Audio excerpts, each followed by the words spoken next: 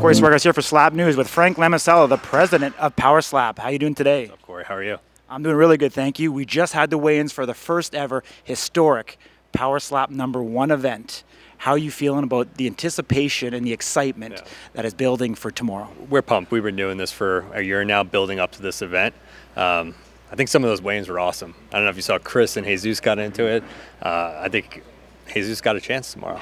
Chris is a beast, but that's why we put the match together. It's going to be a packed crowd in here at Apex. A lot of fun. The live event is an insane spectacle. And as we start building this, I hope more people are able to see it. Yeah. I mean, Frank, yourself, obviously you've been a lawyer. You've been part of the UFC for a number of years. Isn't it exciting for you to launch a whole new organization that we are here with Power Slap? Yeah, it's fun. You know, me personally, I've had to take on sort of new roles that I haven't done in the past. But we have the best team in the world here at UFC. So it all stems from Dana, Hunter, and everybody else. And they teach me a lot of good things. And before you know, we're running a second league. Yeah. I mean, when you were in college, going through law school, did you ever think you'd end up with the UFC? Dude, I'm not sure. Well, with UFC, possibly. Okay. You know, I was a fan from The Ultimate Fighter 1, Forrest Griffin. I remember as a kid watching that fight. Slap, you know, I don't know if anyone anticipated it, but I'm excited that I'm here and I'm working on it for sure. How did you get involved with, Dana and the UFC, like right from the very beginning? Yeah, I represented Endeavor for a few years as a younger attorney, and then when Endeavor bought UFC, I got close to all the guys and moved out here about 4 years ago. Awesome. What's some of the things that you do outside of your professional life that people may not know? Well, Slap has taken up a lot of my time lately, for sure. My biggest goal is to make sure that this goes off as a success. To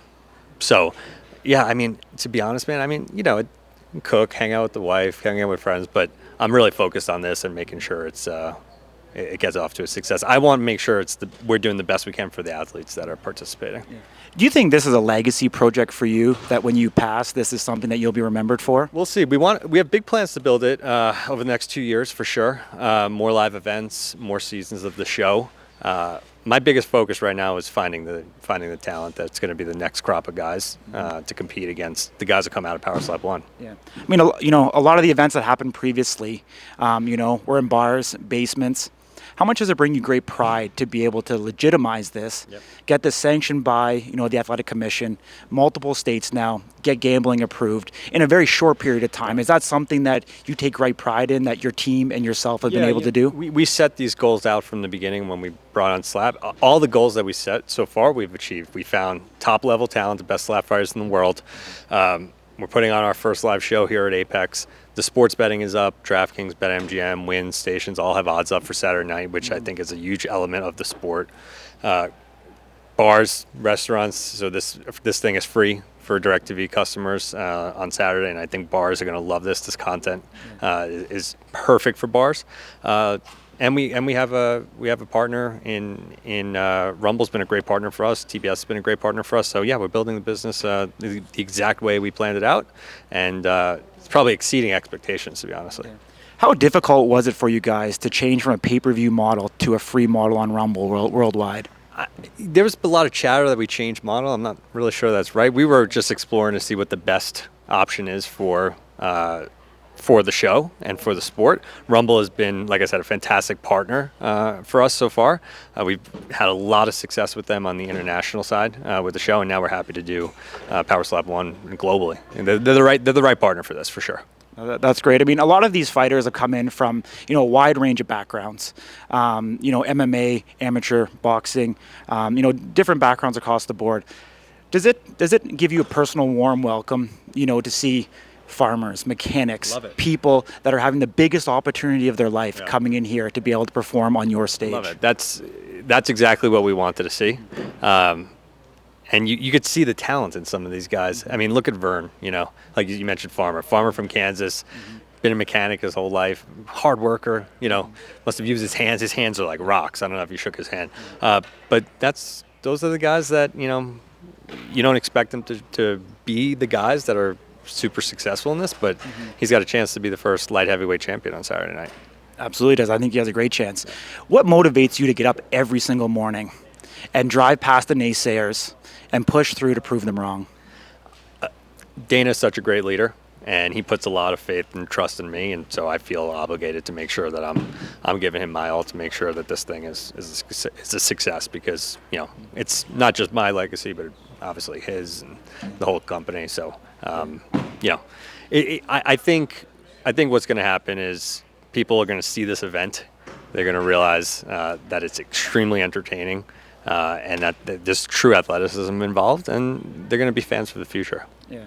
Well, for anyone who didn't see, the Road to the Title series, that may be tuning in for the live event for the first time, what can they expect tomorrow? Tomorrow's going to be fireworks. Again, the Road to the Title series is very different than the live event. Only a few people have actually seen this live. Dana, Hunter, myself, the crew. It is phenomenal live. It is the most thrilling, exciting. You're on the edge of your seat the entire time. The slaps are as loud as can be. The recoveries are they're unique. They're fun. They back and forth are my favorite. Mm-hmm. So, and we're gonna make this feel like a really big spectacle tomorrow. Yeah. I mean, in terms of attention span, social media, instant gratification, this sport is aligned perfectly right now for the attention spans of consumers. Did that play into the mind of you guys at all when you watched it and seen the number of views that other organizations in the Russian league were getting? Did that play a factor into how you were developing your business model? Yeah, I mean, listen, we saw what they were doing, and credit to all those guys who started the slap fighting scene for the last 5-10 years. Mm-hmm. We just knew that if we did it the right way, we can exponentially grow it into what it's. I mean, we're 8 weeks in, and the growth has been phenomenal. So, yeah, but it played into it. I think what's the beauty of Power Slap is every single moment has that chance at virality, right? Every moment can go viral. Yeah. Look at Jules' video, 250 million views. We got guys with 80 million, 60 million. The wars can be viral. The knockouts could be viral.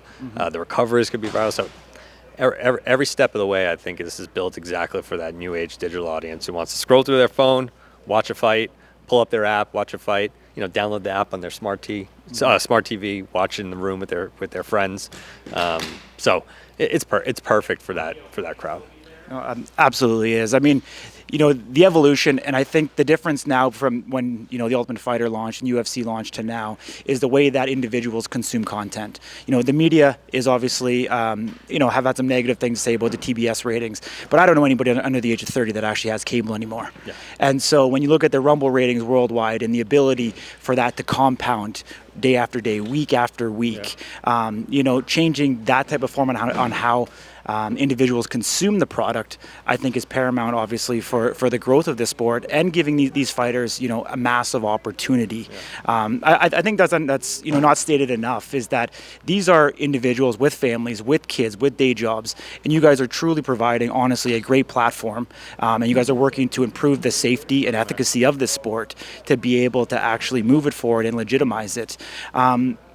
Between yourself and your team, do you guys see this turning into, you said that this is growing faster than the UFC originally, but do you see this growing into something that is an every month event? Is it a standalone event? Is it a combination with the UFC? How does it unfold going forward? Listen, I think 100%. This is definitely going to be going on the road. As Dana mentioned in the press conference the other day, there's about 15 commissions that have either approved or will soon approve and adopt the rules for Power Slap. So we want to bring it to the fans. I think we'll be going overseas too. There's a huge international piece to this that really hasn't even been talked about that much, but a ton of interest from not only the markets that we see a lot of interest in the UFC from, Canada, Australia, New Zealand, but also additional ones, Philippines, India, South Africa, places where I'm getting applications to both be a slap fighter and then strong demand that we're seeing in those markets through views of the show. Yeah. So I think the sky's the limit. Do you think we'll see international competitors come in the second, third season? Yeah. I think there's a great crop of international talent. I mean, if you think about where some of these guys started, a lot of it was international talent, like the dumplings of the world, right? So there's a whole bunch of guys from South Africa. They have a league down there. They all wanted to be a part of season 1. Yeah. We're going to start looking at these guys for season 2 and beyond. Very cool. Did you grow up on the East Coast? I did. Yeah? How was the transition moving to Vegas? Vegas is great. I mean, I grew up in Staten Island. I was born in Brooklyn, grew up in Staten Island. Lived most of my life in New York, other than going away to college. Uh, Vegas. This is just the perfect fit for me. Coming out here, working for the UFC, working with Dana and Hunter, and Vegas is growing like tremendously. I mean, we got the F1 fight coming up. We got Super Bowl. We got Pro Bowl. I'm sure more sports teams are coming. The betting scene. So Vegas is growing into a true metropolis, and I think that's a bright future ahead for the city. Well, let's give the viewers some local tips. If they come here, where do they have to eat? What food? Your choice. Fine dining. Let's start there. Fine dining. I got to give a shout out, and this is a little bit of part of the family, but Mr. Fertitta's restaurant at the Red Rock T-Bone's probably the best steak in town. Okay. I don't know if you haven't been there, but you should definitely give it a shot. Yeah. You got all your restaurants in the Strip that are your standard like New York style restaurants, the Carbones of the world, which are all great. Some great off Strip places too. Pizza's a little bit hard to find. Yeah. But it's out there. It's out there. Yeah, well, I mean, once you have that New York pizza, nothing compares. There's not much There's some in the water. It's got to be the water. It That's definitely right. has to be. Otherwise, being in Vegas, obviously the home of UFC, you guys have been able to pump out consistent shows. And as you said, the communities continue to grow, more than just an entertainment capital, but also a real city. Yeah. What do you do in your downtime with your family for activities and stuff like that? I like to golf. This is a great golfing city. We check out the restaurants, the bars. But like I said, my main focus in the last few months has been on this. I haven't a lot of time to do much else, and I think that's the way it should be. We want this for this to be a success. It takes everyone's efforts, and again, we have the best team in the world for combat sports with UFC, and that team is working on Power Slap as well. So maybe after the event, I'll do something fun. I'll have a chance to do something fun. Awesome, man. Frank, I really appreciate you joining me. No, we appreciate you guys. Absolutely. Thank you. Corey Swargas here for Slap News.